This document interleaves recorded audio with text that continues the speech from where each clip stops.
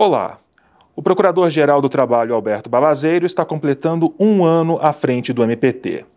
Para avaliar esse período e as próximas ações internas e externas, o PGT aceitou o nosso convite para esta entrevista. É importante lembrar que estamos a mais de 2 metros de distância, com equipe reduzida e respeitando protocolos de saúde e segurança. Dr. Balazeiro, obrigado por nos receber. Grande alegria poder debater esse assunto tão importante, que é a atuação do Ministério Público do Trabalho nesse período de um ano.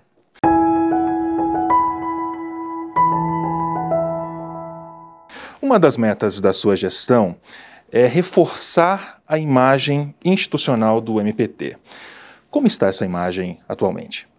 Eu acredito que, evidentemente, respeitando sempre o trabalho das gestões que nos antecederam, que solidificaram uma série de ações importantes, nós buscamos agregar mais valor a essa imagem, trazer mais o MPT para perto da sociedade. E eu acredito que nesse objetivo nós avançamos muito. A própria visão da imprensa, do Ministério Público do Trabalho e a visão da sociedade, fortalecida pela atuação firme, no momento do Covid, principalmente agora, recentemente, o MPT se voltou para esse projeto de combate ao Covid e aos efeitos do Covid no mundo do trabalho, produziu resultados efetivos. Um grande número de ações ajuizadas, um grande número de trabalhadores protegidos, relações sociais equilibradas a partir de negociação e mediação.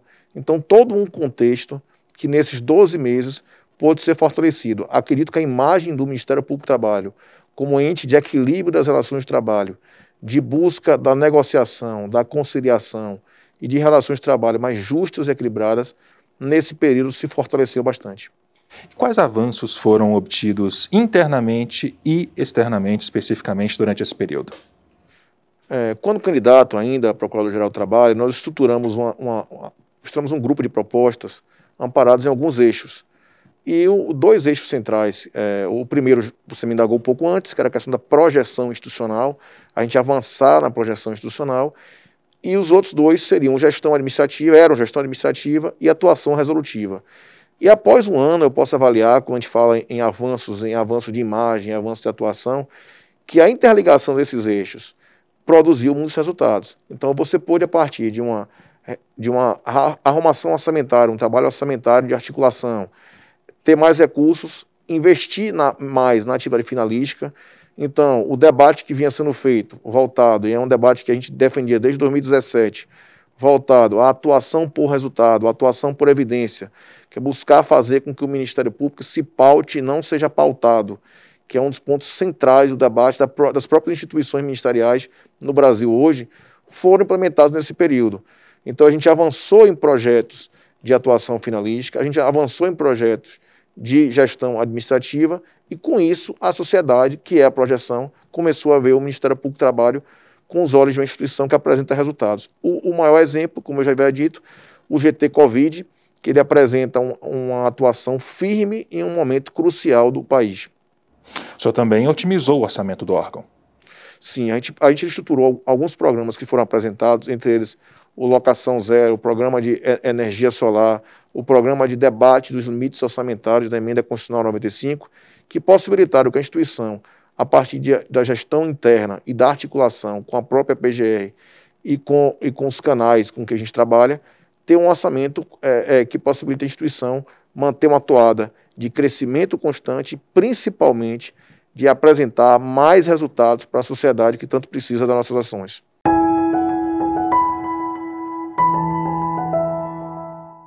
O senhor assumiu a PGT em um momento econômico complicado vivido pelo país e com reflexos de alterações da legislação trabalhista e em um momento em que a existência da Justiça do Trabalho e do MPT estava sendo questionada. Que papel o MPT assumiu diante desse cenário? Posso com tranquilidade lhe dizer que, passado um ano da nossa posse, hoje eu não vejo nenhuma matéria, nem jornalística, nem nenhuma discussão mais sobre extinção do Ministério Público do Trabalho ou extinção da Justiça do Trabalho. Eu acho que a instituição e a Justiça do Trabalho demonstraram, principalmente em momentos cruciais do país, como os recentes que nós temos vivido, a sua relevância e a sua participação direta na vida das pessoas. E isso fez a diferença. Acho que o debate que às vezes posicionava empregadores e empregados como antagônicos, ou as instituições como tendo lados ou então parcialidade, ele foi esvaziado pelo próprio resultado que a instituição apresentou. Quantos empregos foram salvos nesse período por conta da atuação firme do Ministério Público do Trabalho, seja negociando, seja conciliando, seja com as ações que são necessárias para serem propostas à tutela. Então, esse período contempla um período em que as instituições, tanto o Ministério Público do Trabalho quanto a Justiça do Trabalho, reforçaram a sua essencialidade. Até porque é muito claro que a estabilidade das nações decorre da estabilidade das instituições. E uma instituição como o Ministério Público do Trabalho se demonstra cada vez mais relevante e mais importante. Há linhas de pensamento que tratam direitos trabalhistas como entraves para o crescimento da economia. Há um ponto de equilíbrio? Sim, há um ponto de equilíbrio e é um equívoco da visão de se interpretar dessa forma. Eu acho que a grande questão é a gente compreender que há um ciclo econômico que só se perfaz quando todos têm ganho e podem, inclusive, alimentar o mercado consumidor. Então, a ideia de você ter trabalhadores mais bem remunerados, mais bem protegidos, deve ser equivalente a ter um mercado também de consumo mais sólido. Então, a gente vencer esse antagonismo, não interpretar direitos sociais como entrave à economia é um grande avanço. E esse grande avanço, ele se realiza também quando a gente consegue interpretar as partes não como antagônicas, mas como complementares, cada uma no seu papel, evidentemente não desconhecendo que há dissensos, e para isso existe uma legislação que reequilibre os dissensos, que reequilibre pontos em que há princípios de trabalho que preservam, como a questão da hipossuficiência, e a própria negociação e a mediação para poder, dentro do espectro de negociação do que for possível, a gente avançar e compreender a legislação, na verdade, como uma proteção geral da sociedade brasileira. A medida provisória 905 trouxe muita polêmica, levantou muitas discussões, acabou caducando, e o MPT teve um papel fundamental, né, para que ela não entrasse em vigor, não se transformasse em lei. O MPT teve um papel fundamental no debate da própria MP. A MP, para além da questão da contratação verde-amarelo, uma iniciativa já repetida em outros governos, ela continha alguns trechos preocupantes, inclusive relativos a atribuições do Ministério Público do Trabalho. Tratava-se de termos de ajuste de conduta, com limitação inclusive temporal, fixação de valores de eventual multa por descumprimento de dispositivos, e também se tratava da própria destinação das ações civis públicas e dos termos de ajuste de conduta, que deixava de ter a destinação direta para a sociedade, a reversão direta, através de hospitais, através de equipamentos de proteção, através de reparação social equivalente ao dano, e passava todo esse recurso decorrente de dano moral, decorrente das multas, passava diretamente a um programa de reabilitação cuja conformação não era clara. Então, nesse sentido, nós atuamos visitando governadores do Brasil inteiro, expondo a nossa preocupação com trechos da MP 905, claro, sempre abertos ao debate, mas apontando que havia problemas, inclusive constitucionais. Foi feita uma representação perante o Procurador-Geral da República, que propôs uma ação direta de inconstitucionalidade de trechos da MP, inclusive trechos esses afetos ao Ministério Público do Trabalho. E, a partir desse debate, a gente pôde demonstrar também no Congresso Nacional as nossas preocupações. Debatemos com o relator, debatemos na Câmara e debatemos no Senado. A MP acabou caducando. O importante é que o legado de que debatendo, construindo legislação trabalhista, que você consegue um resultado mais sólido, e não com normas de inopino que surjam sem o devido aprofundamento de estudos. Então é importante que as normas trabalhistas advenham de estudos técnicos e de intervenção pontual, e não estruturas que abalem eventualmente, por exemplo, uma instituição como o Ministério Público do Trabalho, através de iniciativas que venham a macular a ação civil pública e o termo de ajuste de conduta.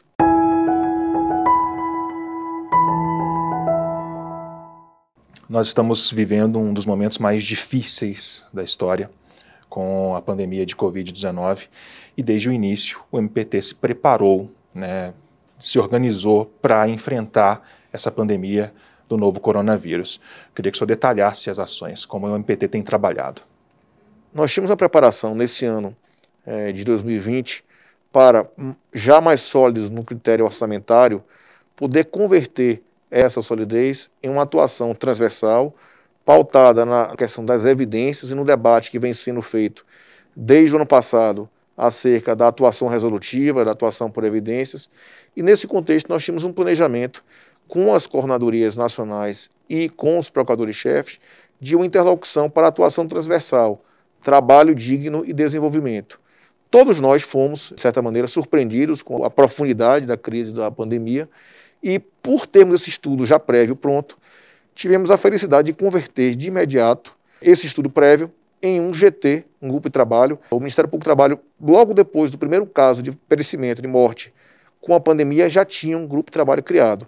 Esse grupo de trabalho, com as 8 coordenadorias temáticas prioritárias nossas, atuando de forma firme, estruturou o projeto. Esse plano de projeto se repercutiu, na verdade se espraiava para todas as nossas 24 regionais, quer dizer, você tinha um projeto claro de atuação de uma instituição toda voltada para um tema tão relevante.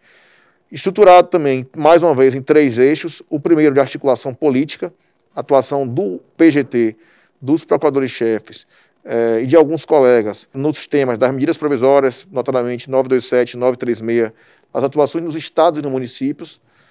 Um eixo que seria de conciliação, é o eixo de articulação com mediações, negociação para preservação de empregos, há inúmeros casos, como, por exemplo, os rodoviários de Pernambuco, a atuação do Ministério Público do Trabalho no TST, no caso dos aeronautas, inúmeros casos em que se houve atuação para a preservação de empregos.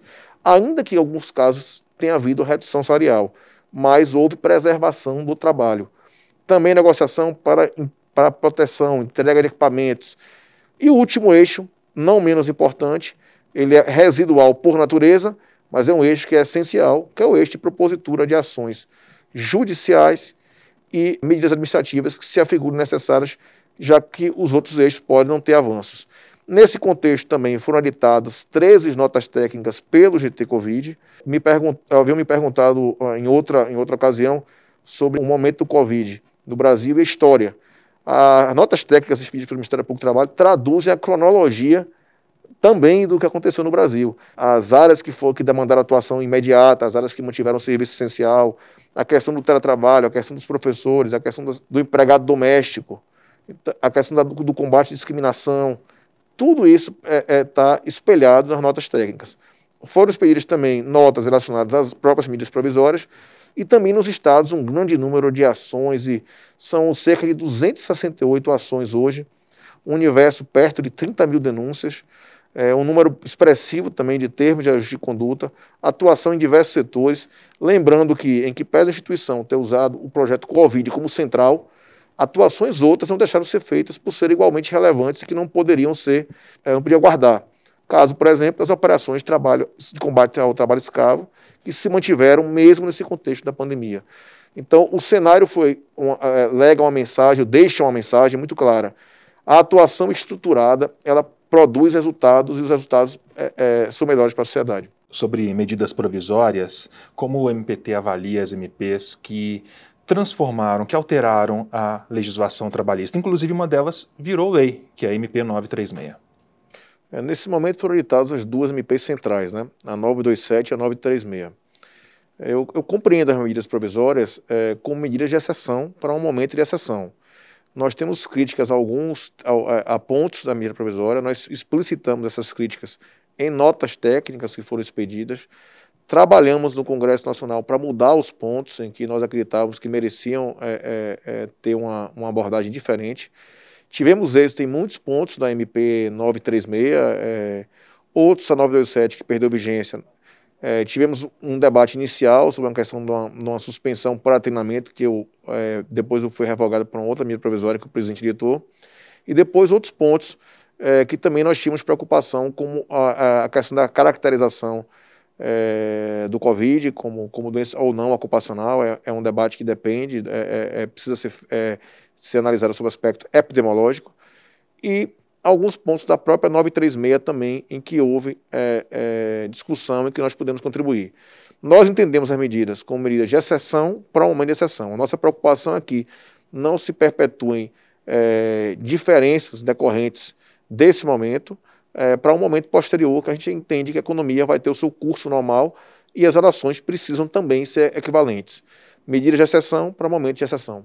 Em relação à MP 936 especificamente, assim como ocorreu na MP 927, em que foram expedidas 3 notas técnicas, além das notas técnicas expedidas, nós tivemos uma atuação contundente no Congresso Nacional, recebemos no gabinete o relator, o senador Valdervan, foram acolhidas 70 emendas propostas pelo MPT a parlamentares, emendas essas que protegeram aprendizagem, infância e juventude, pessoas com deficiência, e extirparam ainda outras alterações na CLT que foram colocadas ao longo da tramitação no Congresso Nacional. Enfim, foi uma vitória de grande valia para a sociedade brasileira.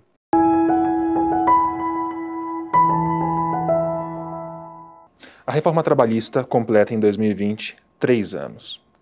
Qual avaliação o senhor faz desse período, à luz dos acontecimentos que envolvem a pandemia também? O Ministério Público do Trabalho tem uma posição institucional contrária à reforma trabalhista. O que a gente pode dizer, avaliando o contexto da reforma trabalhista e o contexto da pandemia, inicialmente é que, ainda que a série histórica seja curta, a gente não identificou o surgimento de empregos a partir de redução de direitos ou de mudanças legislativas. Por outro lado, também, o que reforça em relação à pandemia, a essencialidade da legislação protetiva se reafirma no momento de uma crise de saúde. Então, se você se imaginava que investir em saúde e segurança era algo que geraria custos, ou seja, ser um encargo maior trabalhista, hoje, com a crise, se percebe que quando você aporta recursos em saúde e segurança, você investe. Então, a gente precisa tirar lições dessa grave crise da pandemia. Primeiro, que mudanças na legislação trabalhista devem ser bem estudadas e aprofundadas para que não,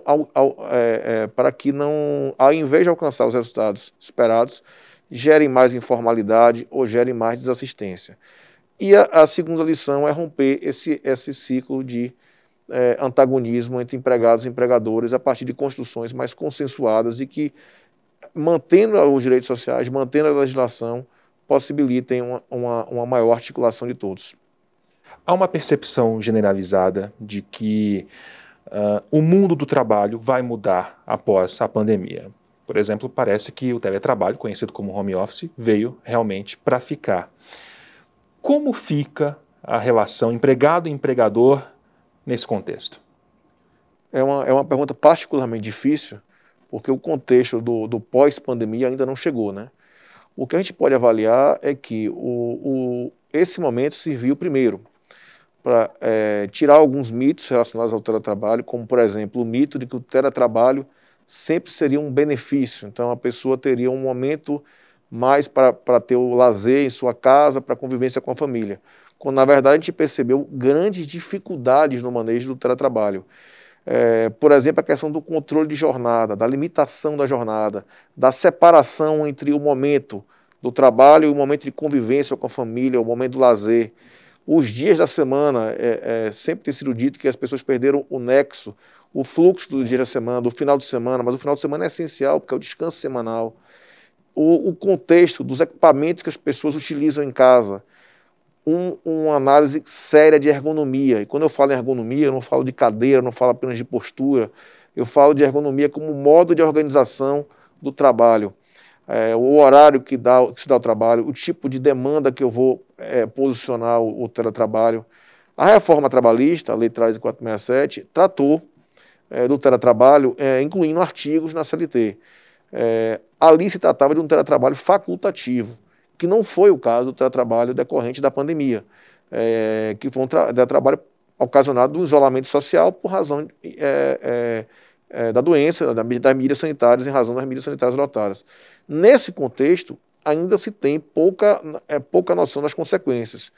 O cenário posterior à pandemia, ou que haja uma redução de casos que possibilitem o retorno presencial, vai exigir debates sobre limitação de jornada, sobre ergonomia, sobre saúde mental, sobre o contexto em que se dá o teletrabalho. O home office você pode estruturar até com controle de jornada também. Então, não há um impedimento que se haja um home office, que seria apenas mudar o local de trabalho da sede do empregador, do local de produção, para a sua casa. O teletrabalho ele tem uma ideia, pelo menos a ideia legal, de você não ter um controle efetivo de jornada. Só que na prática tem se demonstrado extremamente difícil, até porque os meios de tecnologia possibilitam na prática esse controle. O acesso a um computador, uma ligação que você faz, qualquer tipo de contato que você tenha com o WhatsApp ou com um contato, marca um horário, fixa um outro horário.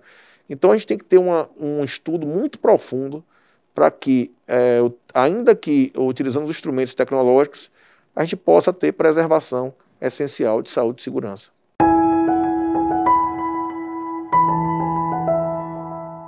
Durante a pandemia, o MPT destinou cerca de 285 milhões de reais por meio de decisões da Justiça do Trabalho e também por meio de acordos extrajudiciais, os termos de ajustamento de conduta, para o enfrentamento à pandemia. Esses recursos foram destinados para hospitais, associações de saúde, universidades, entes da federação, entre outros.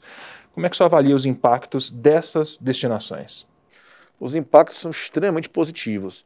A sociedade consegue ver, a partir das destinações concretas, é o hospital que a sociedade consegue ser atendida, é o EPI que é entregue, é uma estrutura de uma ambulância que possibilita o transporte.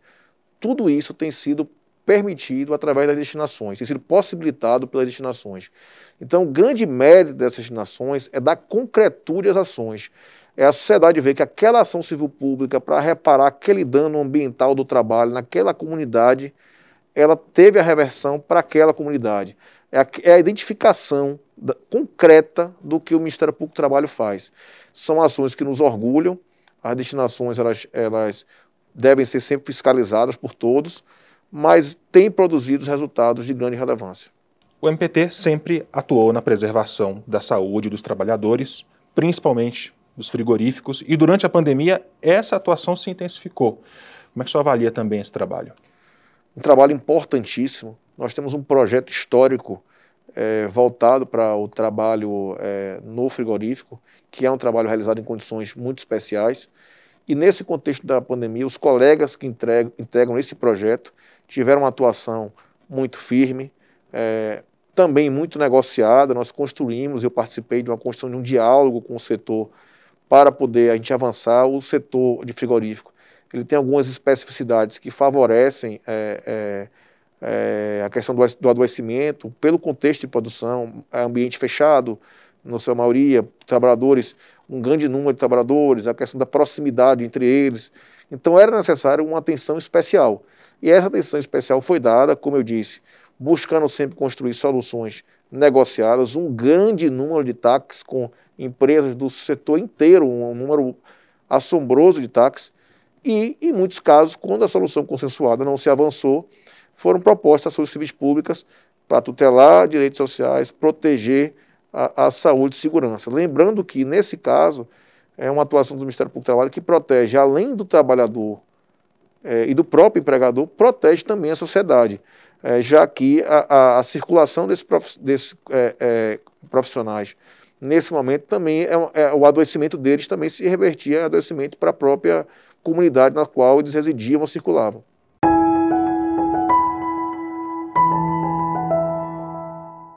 Em meio a essa crise do novo coronavírus, tem se falado muito em manutenção do emprego. E recentemente foi assinado um acordo entre o MPT e o BNDES. Como vai funcionar essa parceria? O objetivo desse acordo é trazer para a pauta dos bancos de fomento o fator preservação do emprego no momento da concessão de crédito.